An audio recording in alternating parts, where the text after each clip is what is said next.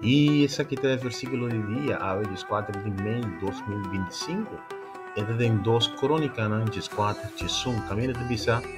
E ora ei asa a pedir Senhor su Deus, vinho de e bisa, Senhor, tabo só por ayudar es por não ter defesa de su batalha contra es poderoso.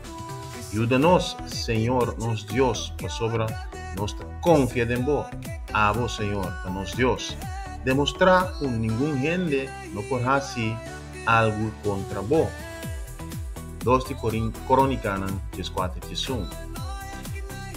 E ora ei, asa a pedir Senhor, su Deus, vinho de e bisa, Senhor, dá-vos só por ajuda por não ter defesa de uma batalha contra poderoso. Ajuda-nos, Senhor, nos Deus, para sobra nossa confiança em vós. A vos, Senhor, para nos Deus, demonstrar que algum gente não por fazer algo contra vós. E isso aqui está para pedir rei Asa, rei que a reconhecer que hora que está guardo atacar para poder muito mais grande que ele, que Deus só por ajudar. Esse aí estava também no Antigo Testamento. E nós sabemos que Cristo Jesus, hora que ele vem lança o pacto novo, que ele derrota inimigo na cruz, ele dona-nos poder que ele visa que nós lota mais que vencedor, não? Ou que nós está mais que vencedor, não?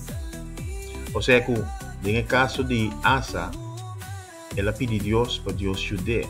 No caso de Jesus que ha nacido de novo, su querido en Cristo, Dios ya ha considerado, ya ha dice, ya ha proclamado que es más victorioso.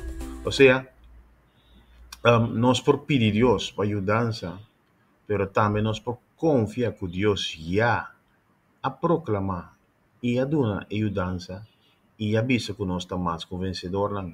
Y ese é fé que nós temos na dentro.